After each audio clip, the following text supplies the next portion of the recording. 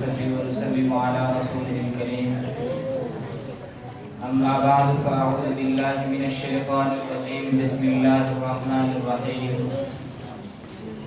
الحمد لله الذي نجانا من القوم الظالمين صدق الله العظيم وصدق رسوله النبي الكريم ونحن على ذلك لمن الشاهدين والشاكرين والحمد لله رب العالمين. انتہائی واجب الاحترام قابل عزت علماء کرام، اساتذہ کرام، ہم مشن ہم مکتب ساتھیوں، وقت کی نزاکت کو سامنے رکھتے ہوئے دیے گئے موضوع کو بلا تمہید شروع کرنا چاہتا ہوں. آج سے تقریباً 70 سال قبل 14 اگست 1947 کو پاکستان آزاد ہوا. اس کی آزادی میں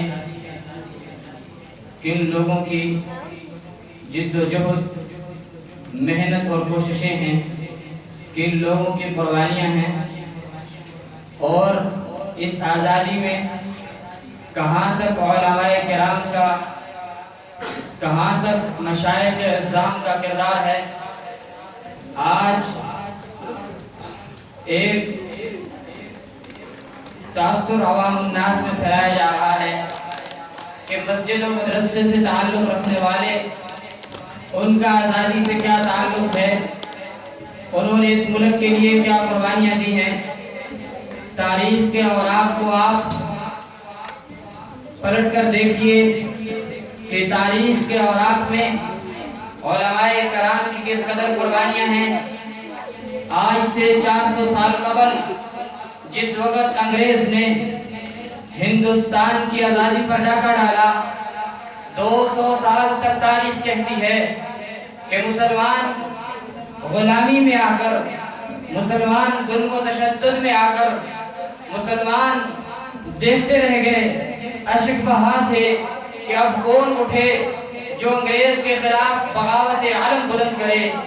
اس وقت سب سے پہلے تاریخ یہ کہتی ہے کہ سب سے پہلے جہاد کا فتویٰ 1803 میں شاہ ولی اللہ کے فرزند اکبر شاہ عبدالعزیز نے دیا، اور پھر صرف فتویٰ ہی نہیں دیا بلکہ ایک تحریک، منظم تحریک کا آغاز کیا جس کی کمان سید اسماعیل شہید اور سید احمد شہید کر رہے تھے. اور بے شمار علاقوں کو فتح کرتے کرتے سید احمد شہید اور شاہ اسماعیل شہید بالا کوٹ کے مقام پر جامِ شہادت نوش کرتے ہیں. 1803 سے لے کر 1831 میں ان کی شہادت ہوتی ہے. 1831 سے 1857 تک پھر خاموشی ہی رہی. 1857 میں پھر جنگ آزادی کا ایک مارکہ شاملی کے میدان میں لگا، اور اس مارکے کی کمان ولی دورہ امام الاولیاء حضرت حاجی امداد اللہ مہاجر مکی رحمت اللہ علیہ کر رہے تھے، اور ان کی ریابت قاسم العلوم والخیرات حضرت قاسم نانوتوی رحمت اللہ علیہ کر رہے تھے، اور ان کے ساتھ جلیل القدر علماء قطب الاقطاب حضرت رشید احمد گنگوہی رحمت اللہ علیہ قیادت کر رہے تھے. اور پھر یہیں پر نہیں، اس میں مسلمان بے سر و سامانی کی حالت میں تھے. 1857 کی جنگ آزادی میں مسلمانوں کو شکست ہو گئی. مسلمانوں کی شکستگی کے بعد علماء نے سوچا اب کیا جائے.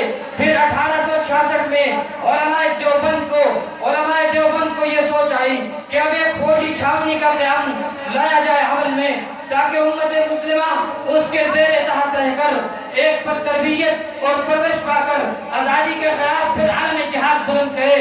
1866 میں دارالعلوم دیوبند کی بنیاد رکھی گئی، اور پھر یہ آگے چل کر آزادی کا، تحریک آزادی کا سرچشمہ ثابت ہوئی. اسی کے سب سے پہلے فرزند شیخ محمود الحسن دیوبندی رحمت اللہ علیہ نے تحریک ریشمی رومال کا آغاز کیا.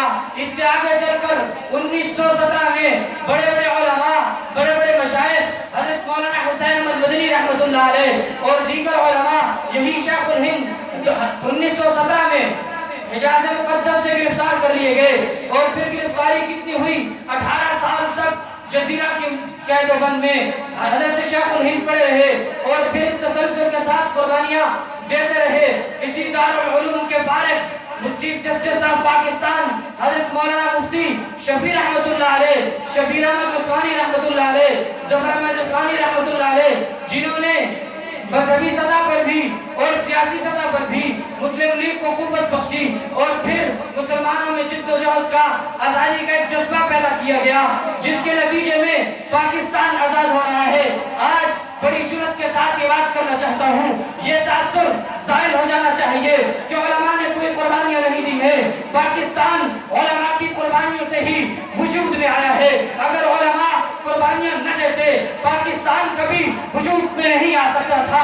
یہ علماء کی قربانیاں تھی، علماء کی بصیرت تھی، علماء کا اعلیٰ کردار تھا۔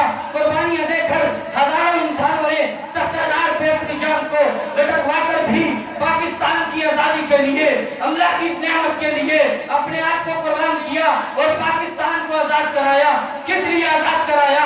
آخری بات عرض کرنا چاہتا ہوں، اسی لیے آزاد کیا کہ ہم انگریز سے علیحدہ ہو کر، کفر سے علیحدہ ہو کر، ان کی تہذیب سے علیحدہ ہو کر ہم بہار اسلام دیکھنا چاہتے ہیں، ہم نظام خلافت راستہ دیکھنا چاہتے ہیں، ہم علیحدہ مملکت اختیار کر کے پاکستان میں اللہ اور اس کے رسول کے قوانین کا نفاذ چاہتے ہیں، ہم پاکستان میں اسلام کے نفاذ کو دیکھنا چاہتے ہیں، اسلام کی بہاریں دیکھنا چاہتے ہیں، رسول اللہ کا دور دیکھنا چاہتے ہیں، ابو بکر کا دور دیکھنا چاہتے ہیں، عمر عثمان کا دور دیکھنا چاہتے ہیں۔ اسی لیے صحابہ کرام کے دور کو مد نظر رکھ کر علماء نے قربانیاں دیں تاکہ آئندہ ہم نہیں دیکھ سکے، ہماری نسلیں اس آزادی کے ملک میں اسلام کی بہاریں دیکھیں۔ امید کرتا ہوں جیسے دارالعلوم دیوبند کے فرزندوں نے آزادی کا قیام لایا، انشاءاللہ العزیز اب دارالعلوم کی شاخوں سے اٹھنے والے یہاں کے اسلام کا نفاذ کے ذمہ دار ہوں گے۔